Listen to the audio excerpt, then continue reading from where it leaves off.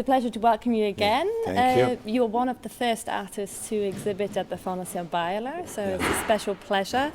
And it's about almost 15 years ago that you realized the project Rap Trees with Ernst and Hildy Beyeler. How did the project come about, and what is the most prominent memory you have about it? Okay, the story is long, but if you look at in the mid-60s, Jean-Claude and myself, we tried to wrap tree during the winter time. I did sculptures of wrap tree in the mid-60s, but we like to have a live tree during the winter. They have no leaves. We tried to wrap tree in Forest Park in St. Louis, Missouri in 1965-66. We never get permission. We tried to wrap the trees of Avenue of Champs-Élysées in Paris. We never get permission. But during that time, we became a close friend with Mr. Beyeler. Mr. Beyeler was coming home to buy some of our preparatory study drawings. Especially, I remember bought a number of the wrap trees for Avenue of Champs-Élysées.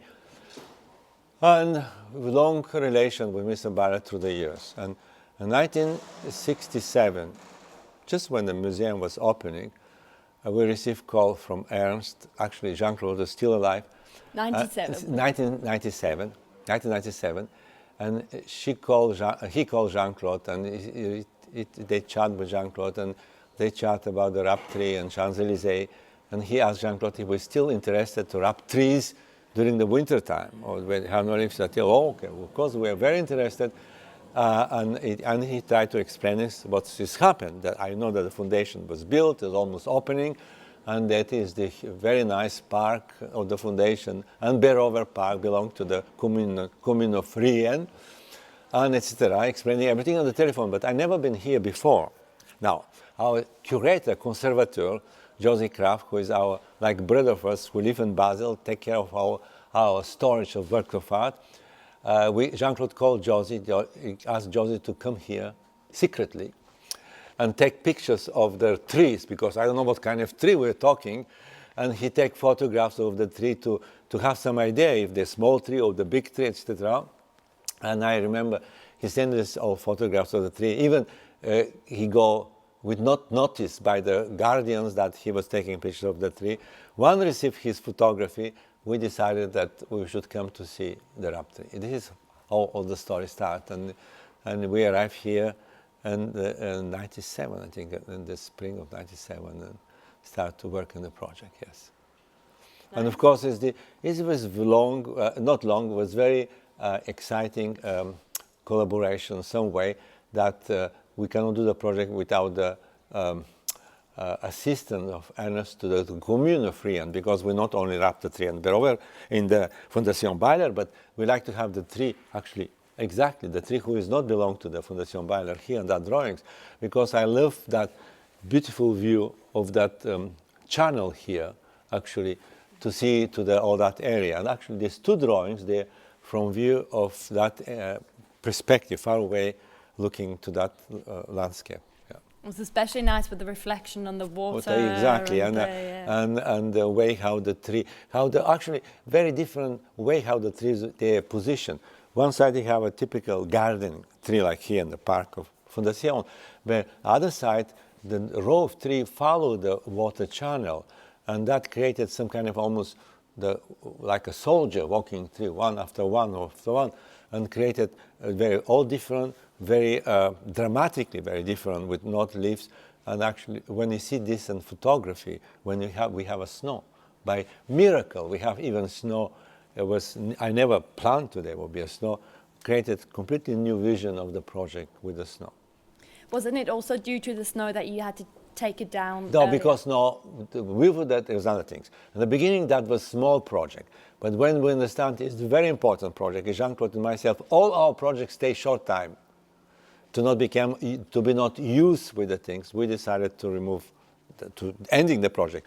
Usually all our projects stay between 2 and 3 weeks, like the Pont Neuf, the Reichstag, the umbrellas, the running fence, they're all the gates, they're all short-term project to make people in a hurry come to see the project. I like it. And what was special about the project compared to other projects in public space? I tell you, they are very distinguished. There are only a few projects close like Rap Tree. Usually all our projects, we design the project and they can be built without us, because everything is perfectly designed. The ropes may go, etc., like the umbrellas or the running fence or the gates or the surrounded island and southern Florida's Pink Islands. But that project, like the project in Australia, in 1969, we wrapped coastline in Australia outside of Sydney. 1.5 miles, 2.5 kilometers coastline for the very big rocks, cliffs to the sandy beach area. And when installed the fabric, there was no way to prepare the ropes, how to go to the rocks. Basically, myself and Jeanne-Claude need to be at the site to direct it, how the rock climbers that time put the ropes. And that project is the same thing. You should see that we did it 178 independent sculptures.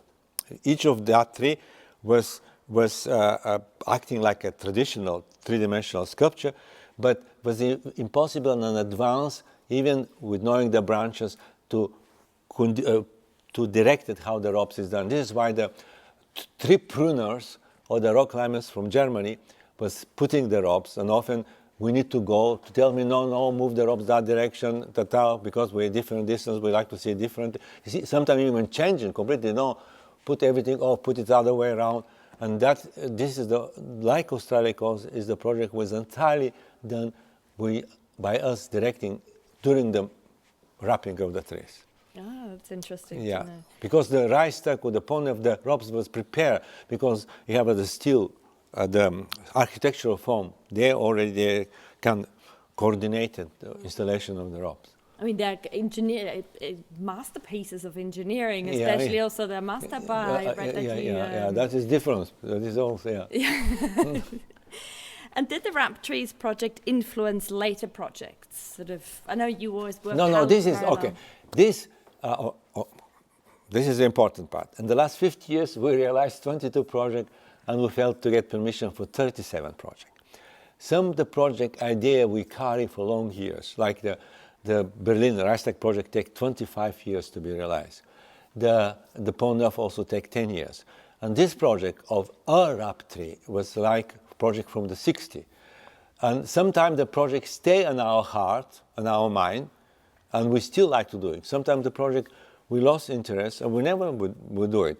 And curiously enough, the trees wrapped was something we always was hoping one day to do it, even that we failed on 2 attempts and 60 to do in the park in St. Louis, Missouri and Champs-Élysées. And the great luck that we met Mr.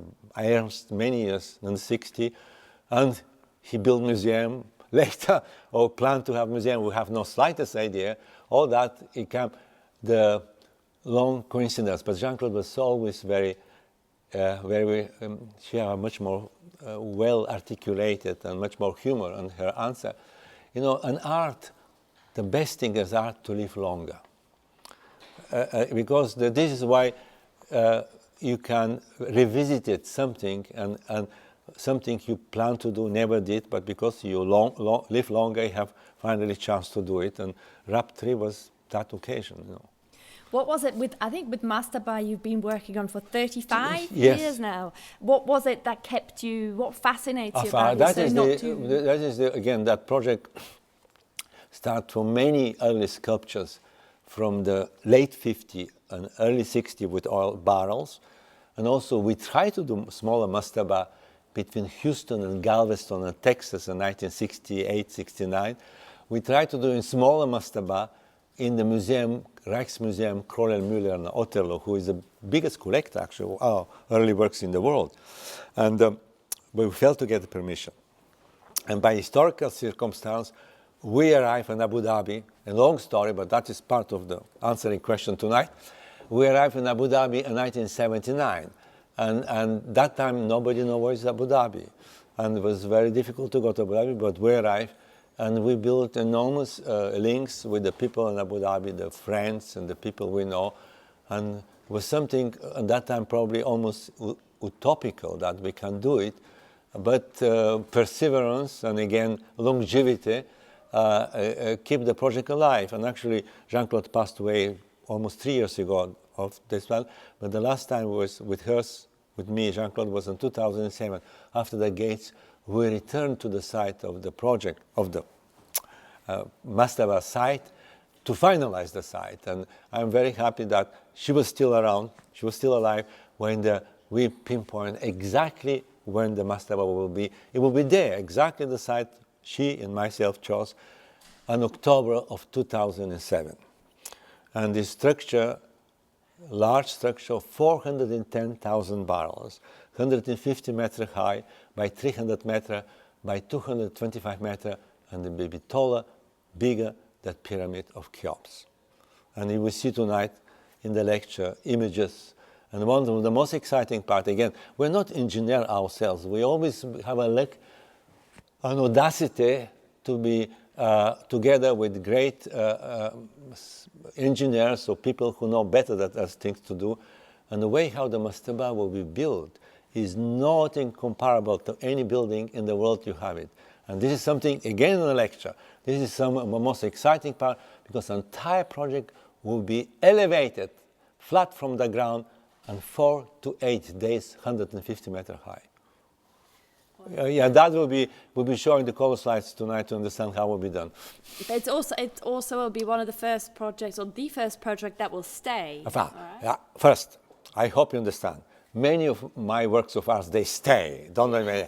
These drawings, they will stay. I have sculptures of barrels in Museum Kronemüller and Oterlo in the garden. They stay. But that is probably the first very large structure, actually, with the largest sculpture in the world. We stay. The most expensive. He will hope that will be realized. You can see it from the moon probably as a red spot. No, it's not. That sculpture is not only her, only not the Mastaba. We have 4 square kilometer area for the project, meaning that entire landscape is a part of the work of art. It's not like a sculpture there. This is a deeply designed, one of the most beautiful dune in the world. They are not moving dunes like in Sahara. It's called the empty quarter, and this is dune they study, and they have an incredible color.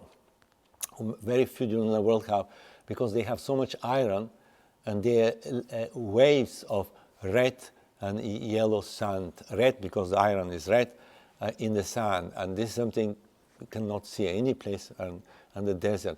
And it's very near Oasis, actually, in the map, Oasis of Fliwa, when the project is situated. What does Mastaba Mastaba is this is a very good question. The Mastaba is all geometric form. 6,000 years ago, in the first urban space in the world, was in a country called Mesopotamia. And Mesopotamia, the first city was built there, and the street there. And the front of the mud houses of the first city in the world, there was the bench, sitting platform who have 2 vertical side, 1 flat side, and 2 slanted side. And that form is called Mastaba. Later became part of the tomb of the pharaoh, but the word came from there. And actually, on the site of our project, and the old villages and houses still have that mud bench, and the old people still calling that mud bench Mastaba. You've been working with fabric for a long time now. Yes. How is it much different to work with this different material? Okay, in the 1958, 59, I did a number of sculpture with fabric, some wrapped object, but I did a number of sculpture involving the cans and the barrels, ready-made barrels with their colors, but suddenly some of the barrel was wrapped with the fabric. And there was some beginning wrap barrels and non-wrap barrels, together sculptures. And in the early 60s, I stopped to wrap the barrels and use the containers, these very colorful cylindrical barrels. They're actually old. There was the barrels made in wood and before the steel container to create a temporary sculpture. And the first installation with barrels was in Cologne in 1961, our first personal exhibition in 1961 in Germany, and the second major installation for us was the wall of 100 barrels, the Iron Curtain, Rue Visconti in Paris. In 1962, Berlin Wall was built, and being political refugee, we decided to do our Iron Curtain, closing the barricading Small Street and the left bank in Paris with 100 barrels. stacking the barrels horizontally. Now, when you stack cylindrical object, barrels or bottles or pencil, cigarette, the angles is always 60 degrees. And this is the important part of that project. That project is have a 60 degree angle, in like the pyramid, which is much slower angle. And the only thing in that project is important is the proportion. Is 2, 3, 4, meaning that if unity 1 is 75, 2 unity make 150, 3 unity make 225, 4 unity make 300. And this is the proportion of the project. And also geometrically is totally different from pyramid because you have these 2 vertical wall and 2 slanted wall. The vertical wall is the cylindrical end of the barrels and is like a multicolor Islamic mosaic going 150 meters high, with each vertical wall have 110,000 barrels with 10 different colors, 1,000 of them there. We know exactly because in 1979 we built scale model, the large scale model, each position of barrels. But the slanted wall is much more monochromic. The slanted wall, each barrel have ribs, and in between the 2 ribs, the color is yellow. The end of the barrels, the 2 ends of barrels, is orange. And it's very difficult to imagine that barrels is 59 centimeter diameter barrels, and when you on the slanted wall, it will be 150 meters stairway, high stairway, going totally. You will not see the vertical wall. It's only the stairway going 150 meters to the paradise. Actually, somebody will try to climb this thing, certainly. Nice.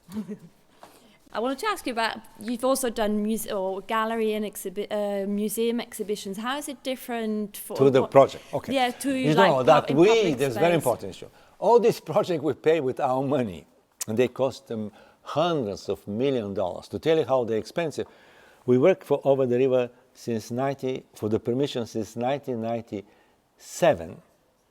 We spent $12 million for Over the River. We don't have yet put one anchor in the land.